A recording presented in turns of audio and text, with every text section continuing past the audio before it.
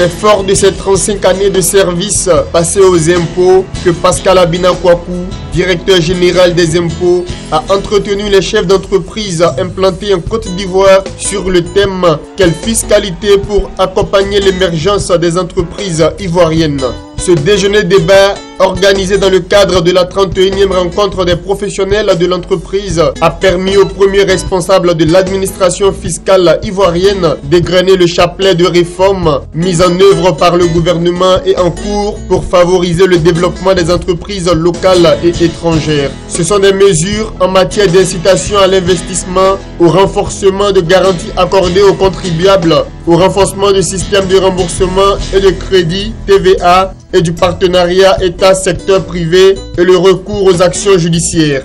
L'appui aux entreprises privées constitue un axe majeur du programme du gouvernement. Cette politique a pour but de permettre aux entreprises de prendre une part active à la croissance économique de notre pays et d'accroître subséquemment les recettes fiscales. En réalité, en ce qui concerne les entreprises, la thématique de l'émergence s'analyse plutôt en un renforcement de leur compétitivité au plan national et surtout au niveau international. Ainsi, la fiscalité peut contribuer à l'émergence des entreprises sur la base d'un dispositif légal qui leur est favorable, et ce sera le premier point de mon développement, et d'une gouvernance fiscale axée sur la qualité du service.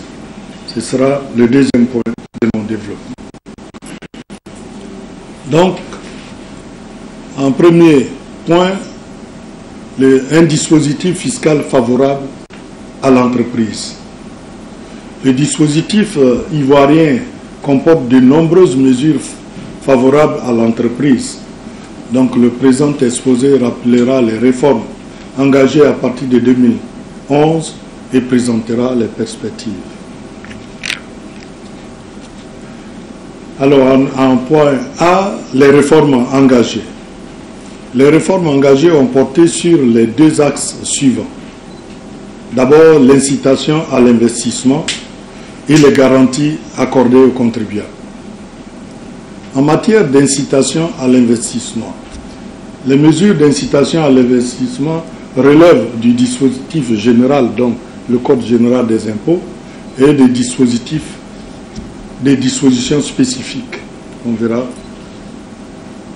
Au niveau du dispositif général, donc le Code général des impôts, j'ai noté l'habitat. Alors, au niveau de l'habitat, la première mesure a été de réduire le seuil du nombre de logements. Comme vous le savez, au départ, il fallait, pour bénéficier donc de ces mesures-là, construire ou avoir un programme de 9000 logements. Le nouveau dispositif a ramené ce seuil à 3000 logements à réaliser sur 3 ans. Parce qu'on s'est rendu compte que 3000 logements en un an, c'était énorme. Et pour permettre, comme le gouvernement l'a décidé, pour élargir l'éventail des promoteurs, on a réduit donc le niveau de logement. Alors, lorsque vous êtes dans j'allais dire, ce segment-là, des 3000 logements, voilà les avantages qu'on vous offre. Initialement, le taux d'abattement était de 50%. Nous l'avons porté à 80% pour les entreprises qui réalisent un programme d'au moins 10 000 logements sociaux sur une période de 7 ans. 7 ans. Au niveau de la presse et de l'audiovisuel, il y a qu'on a reconduit et on a même étendu aux entreprises du secteur de l'audiovisuel des mesures d'exonération qui étaient prises depuis 2009 en faveur des entreprises de presse. Donc, cette exonération concerne l'impôt minimum forfaitaire, l'impôt sur le patrimoine foncier, à l'exception des immeubles donnés en location, la contribution nationale pour le développement économique, culturel et social de la nation en ce qui concerne le personnel local. Au niveau de l'agriculture, donc je vous ai parlé de l'habitat, de la presse, et maintenant je vous parle de l'agriculture. Il y a la suspension pour la campagne 2012 et 2013 du droit d'enregistrement perçu sur les actes de vente à l'exportation des produits suivants: le coton, l'anacarde, karité et la cola. Il y a deuxième mesure, la révision à la baisse des tarifs de l'impôt foncier sur les exploitations agricoles par l'annexe 2013. Il s'agit notamment des entreprises agro-industrielles où il y a un impôt foncier au niveau de la superficie. À l'époque, le taux était de 15 000 francs par hectare. Nous avons ramené ce taux à 7 500, c'est-à-dire la moitié. On a réduit de moitié. Au niveau des entreprises industrielles et commerciales, il y a la mesure qui est offerte aux entreprises pour pratiquer un amortissement accéléré de 40% du prix de revient des immeubles construits par les entreprises, ces entreprises industrielles ou commerciales, et qui affectent ces immeubles au logement de leur personnel, qui est porté à 15 ans au lieu de 8 ans pour les investissements réalisés à l'intérieur du pays et dans les zones dites économiques spéciales. Et on rappelle qu'il y a 3 zones: la zone A, la périphérie d'Abidjan et sa banlieue, la zone B, au-delà sur un certain nombre de kilomètres, et puis la zone C, à l'époque on parlait de CNO, la zone CNO. Donc la mesure a étendu la durée des exonérations qui était au maximum de 8 ans, maintenant à 15 ans. Les mesures contenues dans les codes particuliers, notamment le code pétrolier et le code minier. Au niveau du code pétrolier, première mesure, c'est l'exonération des entreprises pétrolières de tous impôts et taxes à l'exclusion de l'impôt sur les bénéfices. Au niveau du code minier, en phase de recherche, l'exonération concerne les importations, de toutes les importations, j'allais dire, des titulaires des permis de recherche et de leurs sous-traitants. Donc l'exonération porte sur les droits de douane et de la TVA. En phase d'exploration, il y a l'exonération pour la réalisation et l'extension des investissements. Donc là également, cette exonération concerne les droits de douane et la TVA. Deuxième point, le renforcement des garanties accordées aux contribuables. Parce que le contribuable, pour nous, est un partenaire. Aujourd'hui, nous disons que c'est un client et nous mettons tout en œuvre pour qu'il soit reçu, en tout cas dans nos services, avec le sourire, pour que lui aussi, il paye son impôt en souriant. C'est l'ambition que nous nous donnons. Et donc, on a pris des mesures pour que ça soit ainsi. C'est pourquoi en matière de contrôle fiscal, nous avons pris une mesure pour réduire de moitié la durée du contrôle en entreprise. À l'époque, c'était de 12 mois. Maintenant, nous l'avons réduit à 6 mois pour la vérification générale et de 30 à 15 jours pour le contrôle ponctuel. Pourquoi? Parce que, moi, en tant qu'ancien vérificateur, je sais de quoi je parle. La présence, uniquement la présence d'un vérificateur dans une entreprise, c'est du traumatisme.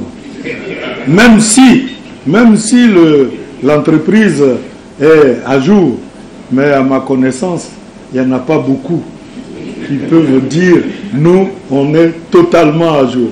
Si c'était le cas, je crois que notre place serait au village, parce qu'on n'aurait pas la raison d'être là. Alors, donc, connaissant ce traumatisme-là, nous avons dit qu'il ne faut pas que les vérificateurs restent trop longtemps pour traumatiser nos contribuables qui sont nos clients. Et c'est pourquoi nous avons réduit les durées de présence. Il y a aussi, toujours pour le contribuable, on a relevé le délai de saisine de la commission mixte paritaire. À l'époque, c'était 15 jours. Nous l'avons porté à 30 jours. En matière de contentieux administratif, la mesure a consisté à séparer des fonctions de contrôle et d'instruction du dossier pour garantir l'impartialité des décisions. C'est vrai qu'à notre époque, quand j'étais vérificateur, quand à la suite d'un contrôle il y a un contentieux, c'est le même vérificateur, en tout cas, qui doit instruire le dossier. Il est bien entendu évident qu'il ne va pas se dédire. Donc ça crée des problèmes. C'est pourquoi maintenant, tout ce qui est contentieux est détaché des services de contrôle. Et c'est notre service de la législation et du contentieux qui instruit les dossiers. Nous les appelons là-bas les juges. Et leurs collègues, les chahutants, les appellent la Cour suprême. Voilà. Donc, c'est pour maintenir une impartialité des décisions. Nous nous rendons compte que depuis ce temps-là, avec le nombre de contentieux qui nous arrivent, que cette manière d'opérer agrée les entreprises. Il arrive des moments, je ne dis pas souvent, où on a eu à effectivement annuler des contrôles fiscaux qui ont été opérés.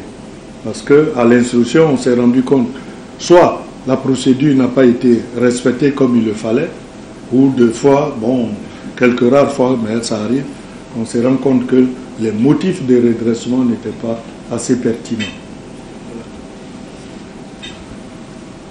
Il y a aussi la réduction du taux de caution bancaire suspensive des poursuites qui était de 25% qu'on a ramené à 15%. Bien. Alors, avec donc ce développement, je viens de vous exposer les mesures que nous avons prises pour aider et booster les entreprises et les pousser à l'émergence.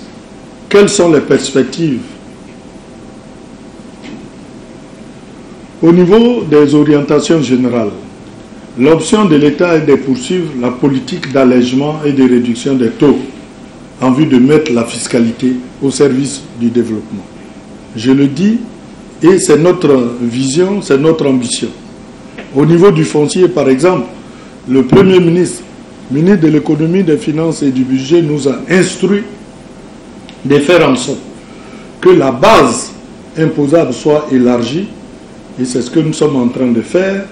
Nous avons identifié à peu près 1 million de parcelles, et sur ces parcelles, il y a 400 000 qui sont véritablement imposées au jour d'aujourd'hui, et donc il y a à peu près 600 000 qui ne sont pas encore imposées, du fait que le cadastre n'a pas encore couvert ces zones. C'est ce que nous sommes en train de faire, et à partir de ce moment, le Premier ministre nous a instruit pour baisser le taux de l'impôt foncier qui aujourd'hui est de 15% pour les revenus locatifs et de 4% pour les habitations personnelles. Je ne vous dis pas aujourd'hui quelles sont les propositions que nous sommes en train d'envisager, mais on a ambition de baisser ces 15% et même ces 4% lorsque nous allons cadastrer les zones pour que au moins les 1 million de parcelles identifiées soient prises en compte dans l'imposition. Les actions envisagées, donc, comme je le disais, c'est la simplification du mode de détermination. En deuxième point, simplification du mode de détermination des impôts sur les traitements et salaires et de l'IGR. Nous sommes en train de travailler sur un projet de simplification du mode de calcul de l'ITS. Ensuite, l'IGR, qui est un impôt ancestral, j'allais même dire archaïque, nous allons revoir totalement l'IGR. Je suis heureux de constater que dans cette salle, il y a un spécialiste à qui on a commandé une étude que nous sommes en train de remettre au goût du jour pour pouvoir arriver à la simplification de l'impôt sur les traitements et salaires. Les orientations spécifiques au secteur prioritaire, donc c'est l'agriculture et l'agro-industrie, j'en ai parlé, mais les réformes en entreprises seront poursuivies au cours des prochaines années. Il y a beaucoup d'entreprises qui arrivent dans ce secteur-là, donc nous allons poursuivre les mesures d'incitation et d'aide à ces entreprises, parce que l'ambition de la Côte d'Ivoire, c'est de parvenir à l'autosuffisance alimentaire et de faire de notre pays le grenier de l'Afrique de l'Ouest. La Côte d'Ivoire envisage également de devenir un pays agro-industriel. Donc, il faut prendre en compte les préoccupations de ces secteurs. Au niveau des PME, parce que c'est les PME qui nous invitent, n'est-ce pas? C'est les PME qui nous ont invités. Donc il faut leur dire ce que nous allons faire pour elles. Alors, ce qu'il faut dire et savoir, c'est que, et ça, je crois, tout le monde le sait et on l'admet tous, ce sont les PME qui, en grande partie, sont les moteurs du développement. Ce sont les PME qui créent plus d'emplois. Ce sont les PME qui boostent la croissance.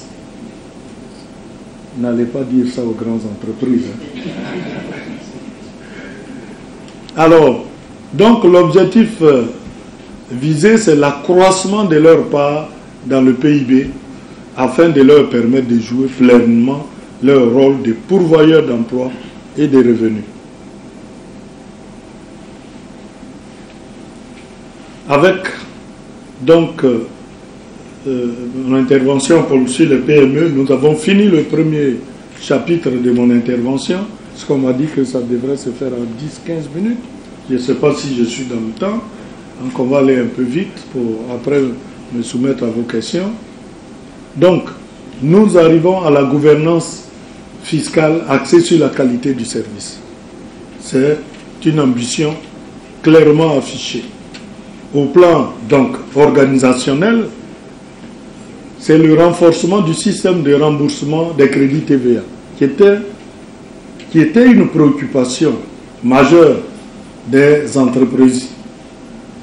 Il y a donc un nouveau mécanisme qu'on vient de mettre en place et qui a commencé à donner des résultats consistants, importants. On a aménagé l'article de l'année fiscale 2015 qui a créé un compte spécial logé à la BCEAO dédié au remboursement de la TVA. Une partie des produits de la TVA, c'est 10%, je crois, 10% de la TVA récoltée par la DGI et par la douane, versée directement sur ce compte qui permet de procéder au remboursement Et je crois que les entreprises commencent à percevoir l'efficacité de ce mécanisme-là, parce qu'aujourd'hui, au moment où je vous parle, on a commencé à rembourser déjà une bonne partie des trimestres de l'année 2014. 2014 déjà, alors qu'à l'époque, c'était vraiment des années et des années en arrière. Notre objectif, c'est d'arriver à suivre, j'allais dire en temps et en heure, les demandes de remboursement et répondre à ces remboursements-là immédiatement. On s'est dit, bon, en un mois, 45 jours au maximum, un dossier qui est présenté et qui répond à tous les critères, on devrait pouvoir procéder au remboursement. Parce que nous savons par ailleurs que cette TVA, ce crédit de TVA qui est généré, est une avance que le contribuable a faite au Trésor. Donc ce n'est pas du tout un cadeau qu'on leur donne, c'est leur droit. Et nous sommes conscients que cela obère gravement leur trésorerie. Et donc l'ambition, c'est vraiment d'arriver dans un temps très court à procéder à ce remboursement. Deuxième mesure, c'est la poursuite du maillage du territoire. L'administration fiscale a entrepris un maillage total du territoire national afin de se rapprocher davantage de nos usagers. La déconcentration a concerné tous les services de base. La DGI compte aujourd'hui 629 services de base, dont 391 ont été créés sur la période de 2011 à 2014, c'est-à-dire de ma période depuis mon arrivée. On a poussé au maximum cette décentralisation et elle va se poursuivre. Je vous donne un exemple. À l'époque, quand on créait des centres des impôts dans des petites localités, les gens se demandaient, vous allez chercher quoi? Je prends le cas toujours d'Abou à l'époque, quand on créait d'Abou, ça ne payait pas de mines. Et lorsque nous avons créé d'Abou, en moins d'un an, on a multiplié par 5 pratiquement les recettes engrangées à Dabou. On était à peine 50 à 100 millions, même pas. Quand on a installé le centre des impôts, le centre de santé, j'ai failli dire, on est passé à pratiquement 600 millions. Et donc l'exemple nous a déterminé à aller plus loin. Aujourd'hui, je prends des cas. Kounfao, beaucoup peut-être connaissent ou ne connaissent pas. À l'époque, Kounfao dépendait des Tanda, c'est à 40 km de là. Et quand le chef de centre de Tanda venait à Kounfao, c'est à peine dans l'année 5 millions, 6 millions qu'il récoltait. Il vient une fois. Il ne va pas venir 2 fois ni 3 fois. Lorsqu'on a installé le centre des impôts, on avait fixé comme objectif 30 millions la première année. À la fin de l'année, ils sont arrivés à 80 millions. La deuxième année, ils sont passés à 120, 130 millions. Aujourd'hui, je crois qu'ils doivent avoir un objectif de 200 millions. Ainsi de suite. Vous avez Doropo, qui est à 95 km de Bouna, route non bitumée. Vous allez demander au contribuable qui est là-bas de venir payer son impôt à Bouna, même si c'est un véritable patriote. Le transport aller-retour, c'est à peu près 10 000. Peut-être qu'il a un impôt synthétique de 5 000 à payer, 3 000. Il ne viendra pas. On a mis un centre des impôts à Doropo, ça donne de bons résultats. Bétier, dans ma zone là-bas, ville enclavée, potentiel économique important, 90 km d'Abangourou, non bitumé, ils ne viendront pas. On a mis un centre des impôts là-bas. Aujourd'hui, Bétier fait plus de 60 millions. Alors, donc quand on multiplie ça sur le nombre de services de base qu'on a créés, à l'époque, tous les services de l'intérieur, les villes en question que j'ai citées, hormis San Pedro, hein, qui est un cas particulier, rapportaient à peine 10 milliards par an dans nos recettes. À peine. Tous les départements, les villes. Depuis qu'on a fait la décentralisation, tous les chefs-lieux de département, pratiquement, ont un système des impôts. Même des villes comme Niablé, Bono, Meyadji, qu'on a créé. Aujourd'hui, tous ces services de base-là rapportent dans nos recettes plus de 70 milliards par an. Plus de 70 milliards comparé à 10 milliards au Bambo à l'époque. Donc, on a vu l'efficacité de cette décentralisation. Nos amis du FMI étaient passés là il y a 2-3 ans et ils disaient non, vous créez trop de services. Quand je leur ai donné les statistiques, ils se sont tus. Ils n'ont plus rien dit. J'ai dit, moi je cherche de l'argent, je vais prendre où je peux en avoir. Voilà.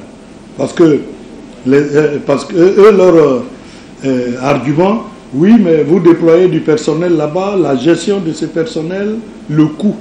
J'ai dit, mais le coût, c'est des fonctionnaires qu'on envoie là-bas. Qu'ils soient là-bas ou ils soient à Abidjan, c'est le même coût.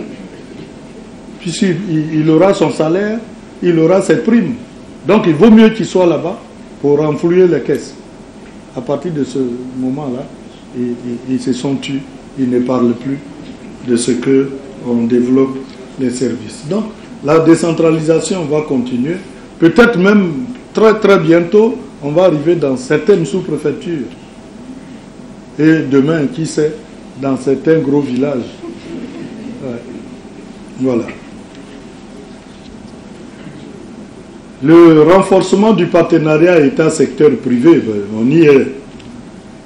C'est notre rôle, c'est notre vision.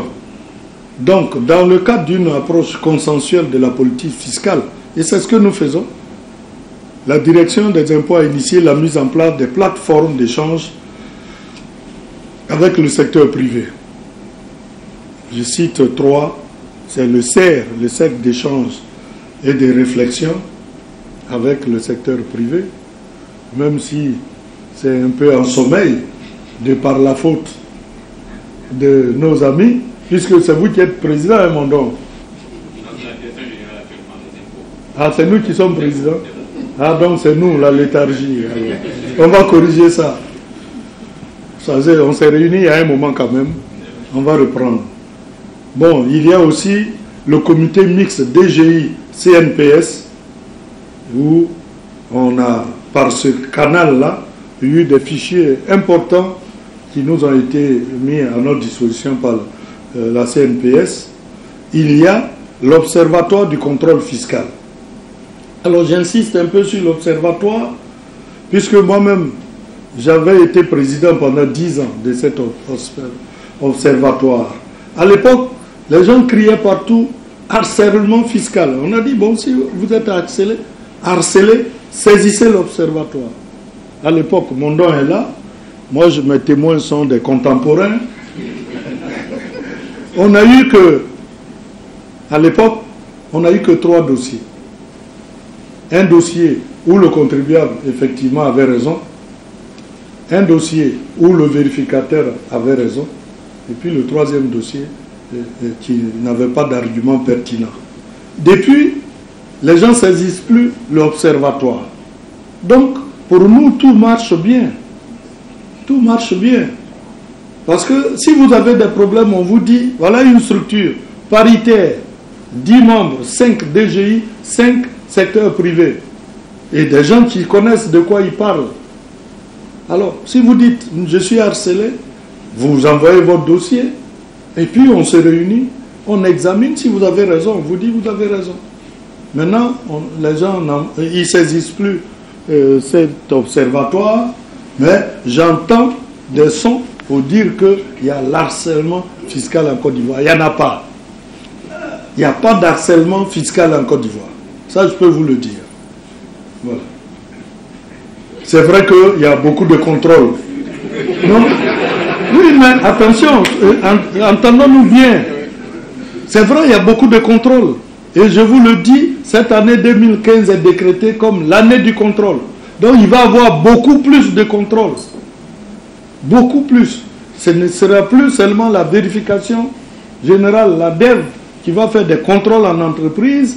Les CME qu'on vient de créer, on va leur permettre de faire des contrôles en entreprise. La DGE elle-même, avec ses brigades, va aussi faire des contrôles en entreprise. C'est pour ça qu'on a réduit le temps de séjour dans vos entreprises. Mais ce n'est pas pour réduire le nombre de contrôles. Il va y avoir beaucoup plus de contrôles. Pourquoi? C'est le système qui le veut. C'est le système déclaratif. Donc nous voulons nous assurer de la sincérité des éléments, des états financiers que vous nous présentez. C'est aussi simple que ça. On ne va pas pour vous tuer. On ne vous tue pas. Mais si, et c'est ce que je dis toujours, quelqu'un qui ne paye pas son impôt et qui a des arriérés, bon, quand on va lui demander les arriérés, on met des pénalités, plus l'encours. En ce moment-là, effectivement, ça devient difficilement supportable. Mais c'est comme quelqu'un qui a pris une corde et qui allait se suicider. Si vous ne payez pas, nous, notre rôle, c'est de vous encaisser. Alors, donc, évitons cela. Payez régulièrement vos impôts aux dates échues. Vous verrez que l'impôt ne vous empêchera pas de faire vos bénéfices. Ça n'obère pas vos marges. C'est les Blancs qui l'ont calculé, qui l'ont initié. Hein, monsieur Fieux? C'est eux qui l'ont calculé, qui l'ont initié. Ils ont fait de telle sorte que ça ne tue pas une entreprise. Voilà. Mais si vous refusez de payer, alors ça va vous tuer. Parce que... voilà. Donc cette politique d'ouverture de l'administration fiscale au secteur privé nécessite d'être poursuivie et elle va être poursuivie et renforcée. Et ce renforcement se traduira par l'initiation des concertations avec d'autres partenaires qui ne siègent pas au CER, notamment, comme je l'ai dit, le secteur des PME, PMI, qui sont les pourvoyeurs d'emplois et de revenus.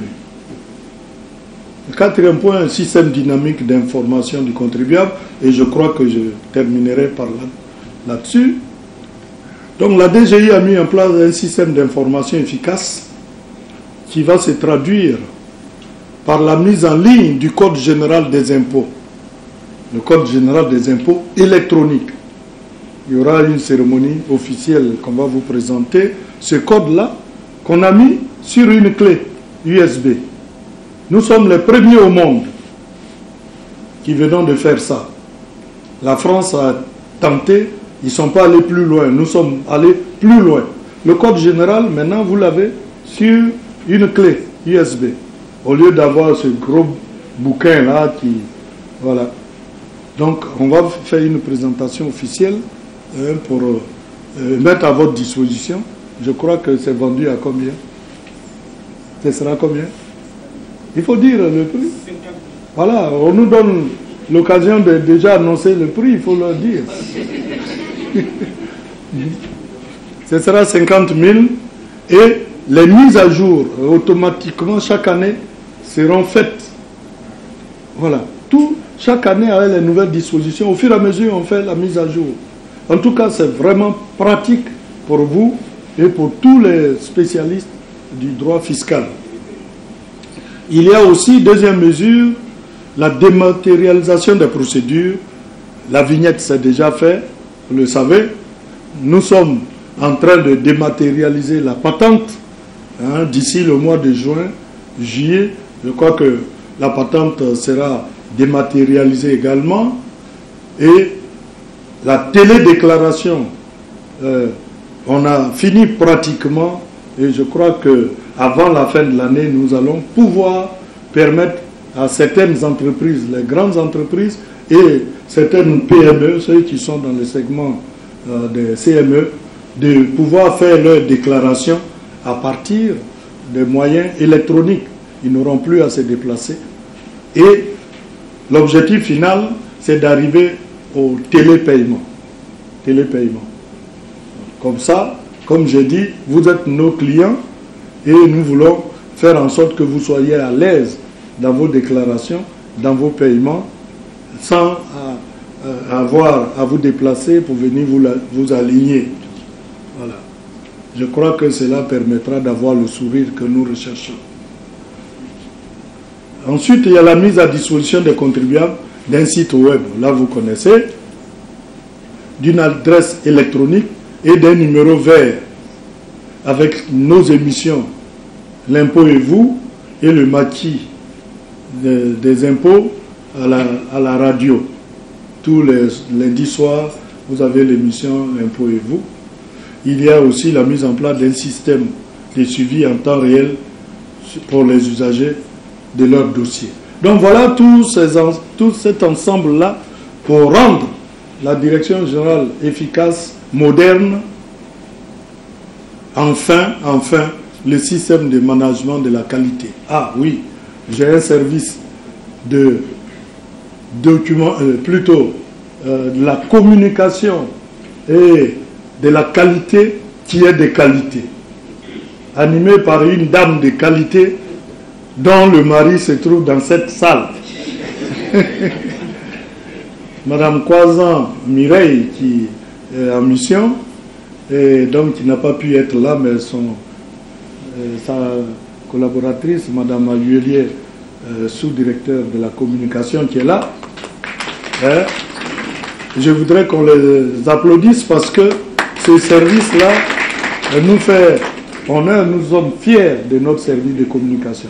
C'est reconnu. Madame Kwazan, administrateur des services financiers, n'a pas fait la communication. Sur le tas, elle a appris et aujourd'hui, elle est sollicitée de partout. On a eu du mal à la garder à la DGI parce que là-haut, les gens voulaient la prendre. On a été, j'allais dire, têtu pour dire non et elle est là. En tout cas, on a un service communication performant et je crois que vous vous rendez compte vous-même. Donc, par ce choix, la direction des impôts a organisé son action autour des meilleurs principes et pratiques internationalement reconnus. La démarche qualité devra nous amener à terme à la certification de nos principales procédures, ce qui nous permettra d'offrir aux contribuables clients un service public fiscal de qualité. Au plan éthique, ah oui, au plan éthique, il faut en parler. Nous avons pris des mesures pour renforcer l'éthique à travers la mise en place d'un comité d'éthique, la commission de discipline, le recours aux actions judiciaires et nous avons donc notre charte que vous connaissez qui définit tout ce que l'agent des impôts, tous les comportements qu'il doit adopter et adapter à sa propre conscience. Parce qu'il faut le dire, malheureusement, il y a aussi des brebis galeuses, voilà, qui s'adonnent à certains comportements qui ne sont ni catholiques ni musulmans. Donc, on a mis ces mesures-là pour essayer de faire un peu le nettoyage à notre propre sein. En guise de conclusion, je voudrais dire que, comme vous pouvez le constater, la fiscalité, plus qu'un simple instrument de renflouement des caisses de l'État, est régulièrement sollicitée pour jouer le rôle de véritable levier d'interventionnisme et de soutien à la promotion des entreprises. En effet, les pouvoirs publics ont recours à la fiscalité, soit pour soutenir le secteur privé, c'est notre cas, soit pour faciliter la reconstruction du tissu économique et l'amélioration du cadre des affaires. Ça aussi, c'est une vérité. Après la crise post-électorale, vous avez tous vu les différentes mesures que nous avons prises pour pouvoir reconstruire le tissu. Aujourd'hui, ces mesures ont porté leurs fruits et on allait très vite. Les Ivoiriens ont oublié qu'il y a 4 ans, on était dans une crise aiguë. Aujourd'hui, ils demandent plus. On veut ceci ou cela, ce qui est normal. Mais ça veut dire qu'ils ont oublié que la crise était passée par là. Mais il a fallu que l'État prenne des mesures pour pouvoir booster la reprise des activités économiques. Voilà. Ces différents rôles de la fiscalité que j'ai décrits tout au long ont bien été perçus donc, par le gouvernement qui n'a ménagé aucun effort dans le but d'accompagner les entreprises sur le chemin de l'émergence.